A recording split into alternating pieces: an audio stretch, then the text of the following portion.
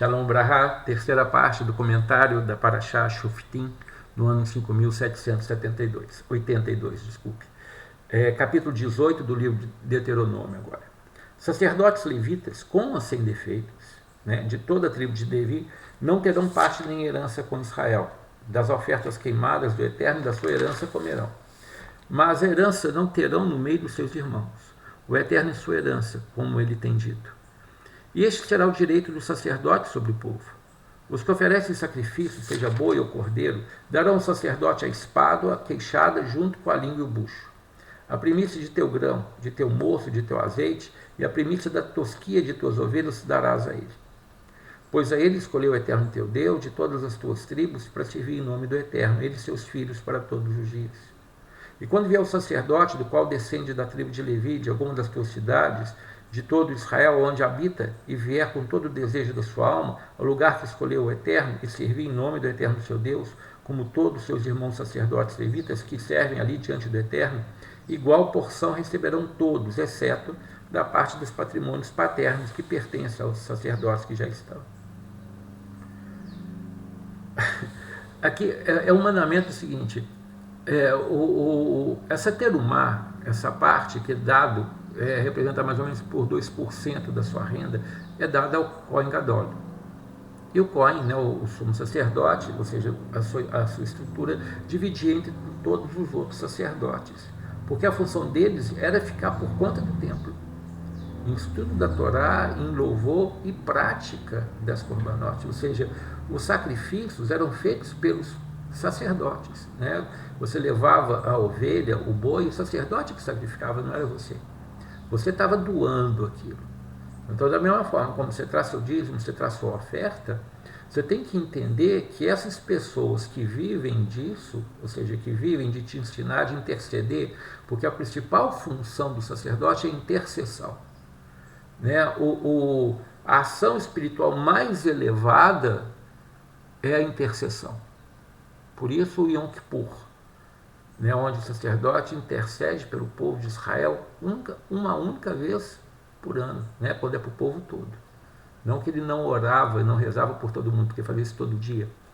Porque todo dia era feito sacrifício ao Eterno, de manhã e de tarde, no templo. Então, essas pessoas vivem do que você dá. E que direito você tem de falar que eles não merecem? Você não quer enriquecer pastor, não quer enriquecer rabino. Sinceramente, se você não quer fazer isso, é melhor você andar sozinho. Né? Porque se Deus fala nisso aqui, é porque é para ser cumprido. E isso é muito importante na compreensão, nesse amor. Porque quando você reconhece uma posição de uma pessoa que ministra em nome de Deus, né, seja na sua religião, seja no cristianismo, seja no judaísmo, seja de como for, desde que seja de uma forma correta, né, seguindo esses parâmetros, sabe, é uma pessoa estabelecida por Deus, e ela depende disso. E o Senhor deu aqui ao seu sacerdote o melhor. Né, até brinco que língua ao molho de vinho é um prato sacerdotal, né? E é mesmo, né? Que deve ter nascido por aí. Bom, vamos continuar. Versículo 9. Quando tu fores à terra que o Eterno teu Deus te dá, não aprenderás a fazer segundo as abominações daquelas nações. Não se achará entre ti quem faça passar seu filho ou filha pelo fogo, nem agoreiro, nem prognosticador, nem adivinho, nem feiticeiro, nem encantador de animais, nem necromante ou ideonita, nem quem consulte os mortos. Desculpe. Porque abominável é o Eterno todo aquele que faz estas coisas, e por causa dessas abominações, o Eterno teu Deus os desterra diante de ti. Se confiante nele, então estarás com o Eterno teu Deus. Ou seja, quem confia em necromante, quem vai consultar morto, quem busca um ideonita, ou seja, que era um sujeito que botava um osso de galinha na boca e ficava fazendo para falar que está invocando espírito, esse negócio todo, é porque não confia em Deus. Ele não confia nos mandamentos de Deus. É aquele crente que vive atrás do profeta para ver se, chama profeta, né? Para ver se o profeta profetiza para ele tem uma bênção. Isso é o sinal, não só da questão da abominação, mas é o sinal da imaturidade, da fraqueza, da baixeza espiritual, né? Desculpa a expressão, desse tipo de pessoa. Que na verdade todos nós passamos por essa fase. Agora, quando você começa a conhecer a palavra de Deus, começa a conhecer os seus mandamentos e para que servem esses mandamentos, você nem lembra dessas coisas. Você não precisa disso, como eu falei. Uma pessoa me perguntou como que eu faço para expulsar demônio. Hoje eu não expulso demônio, não preciso expulsar demônio, porque eu vivo de uma forma que o demônio não vem agir na minha vida e nem da vida das pessoas que estudam comigo. Porque se você anda certo, você não precisa ficar consultando nada para ver se vai dar certo. Você sabe que vai dar certo. Uma hora ou outra coisa vai acontecer, porque você está andando no caminho certo. E você está andando no caminho certo, não virá sobre ti nenhum tipo de abominação. Como Bilã tentou amaldiçoar Israel, falou, não há encantamento nem feitiçaria sobre a tenda de Jacó. Ou seja, se você anda com segurança, você corre um risco mínimo de ter acidente. E assim é o mundo espiritual. Agora, realmente, quando se encontra a pessoa que está toda torta, a gente vai trabalhar e vai tirar esse mal da vida da pessoa. Em nome do único e verdadeiro Deus, o Deus de Abraão, Isaac e Jacó. Assim funcionam as coisas, mas você não precisa ter isso como forma de vida, como teologia da sua vida. Ter que viver isso tudo e ficar preocupado com o lado mal. O que nós temos é que preocupar em fazer o bem e andar corretamente segundo os mandamentos de Deus. Se você anda sobre isso, o mal não tem nada em ti. Não tem como te acusar ou tomar posse da sua vida. Aí está uma diferença muito séria. Ou seja, não é remediar, é fazer a profilaxia. Que esse que é o bom.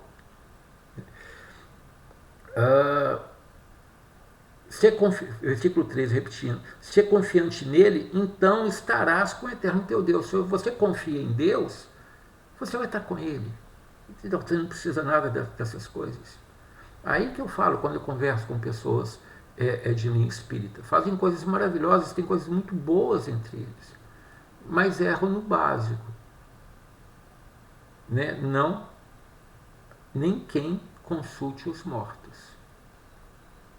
Então, uma coisa básica faz toda aquela montanha de coisas boas que você faz ruir, porque erra na base. Aí que nós temos que rever nossos valores e as nossas práticas espirituais. Vamos continuando, versículo 14. Porque essas nações que hás de herdar ouvem os prognosticadores e os agoureiros, mas quanto a ti, o eterno teu Deus, não permitiu tal coisa. Profeta do meio de ti, dentre teus irmãos, como eu, te fará surgir o Eterno em todas as gerações, a ele ouvireis. Conforme tudo o que pediste ao Eterno teu Deus, em Horebe, quando o povo estava reunindo, dizendo, não voltarei a ouvir a voz do Eterno meu Deus, e este fogo grande não verei mais, para que não morra, e disse o meu Eterno, falaram bem o que disseram. Profeta farei surgir no meio dos seus irmãos, como tu és, e porei as minhas palavras na sua boca, e ele te falarás tudo que lhes ordenar. E qualquer homem que não ouvir as minhas palavras, que ele falar em meu nome, eu lhe pedirei contas. Mas o profeta que propositadamente falar alguma coisa em meu nome, que não lhe ordenei falar, e que falar em nome de outros deuses, este profeta morrerá. E se disser em teu coração, como conheceremos as coisas que o Eterno não falou? Quando falar o profeta em nome do Eterno, e a coisa não se cumprir e não suceder. Essa é a coisa que o Eterno não falou, propositadamente falou o profeta, não temerás. Ou seja, o que o senhor está falando aqui? Que tem gente que é do lado dele e que não é do lado dele, acessa o mundo espiritual e traz informações espirituais chamadas profecias. Então, o senhor está falando assim, que sempre vai haver um profeta. Ele não está falando aqui, fala aqui para o cristão, ele não está falando aqui de Jesus, embora Jesus seja também. Mas está falando de todos os profetas que já existiram e que vão existir. E que tem profeta que fala de acordo com a palavra de Deus, com a vontade de Deus, ou seja, o nave, quer dizer, boca de Deus, Ele está falando aquilo que Deus falou para ele. E muitas vezes, na maioria das vezes, o profeta coloca parte da alma dele nisso. Por isso que está aí a diferença, a autoridade da Torá em cima do livro dos profetas. Porque a Torá é Deus falando que Moisés está recordando que Deus falou diretamente. Em nenhuma parte da Bíblia você tem e falou Deus a Moisés dizendo. Você vai escutar os profetas, assim diz o Eterno.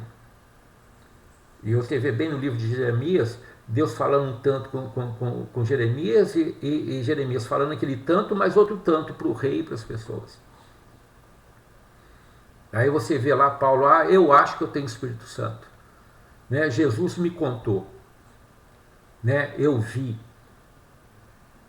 Né? Então você tem uma diferença muito grande entre esses dizeres. Me desculpe, por favor, você que é cristão, não quero ofender nem nada, mas a gente tem que ter hierarquia na compreensão da palavra de Deus, para ver até aquela que uma sobrepõe a outra, ou seja, o que é mais importante. Então, para todo estudioso sério, né, que teme a Deus, que conhece de verdade, sabe que a Torá é superior a todos os livros da Bíblia toda, tanto judaica quanto cristã. E que a Torá é ditada, e cada letra dessa que nós estamos lendo, agora nós estamos lendo na tradução, mas no original é ditada por Deus. Então, o que o senhor está falando assim, que existem profetas que falam em nome deles, mas não é o que ele mandou falar. Aí você vai ter lá na Escritura cristã em Pedro falando a mesma coisa. Como é que eu vou saber o que Deus falou? É se acontecer. Se não acontecer, não foi Deus que falou, então aquela pessoa é falsa. Ponto. E ela não tem que ter credibilidade nenhuma. O grande problema é que elas continuam enganando os outros. E vai enrolando, e vai enrolando, e vai enrolando, até uma hora que acorda a história. E quando a história, muita gente que sofre, porque são os mais fracos, os mais simples que sofrem por isso. Por isso que a necessidade de um ensino verdadeiro, correto, é urgente. Para que as pessoas possam amadurecer e saber escolher, interpretar aquilo que estão vendo e ouvindo. E saber separar o que é bom e o que não é ruim, às vezes, dentro do mesmo ensino. Porque todos nós somos sujeitos a falhas. Mas uma coisa é falha por engano e outra é por vontade própria. E aqui o senhor fala muito claro. A pessoa tem que ser eliminada, ou seja, cortada completamente do relacionamento da gente. Mas a gente vai continuar numa quarta parte. Shalom Brahá.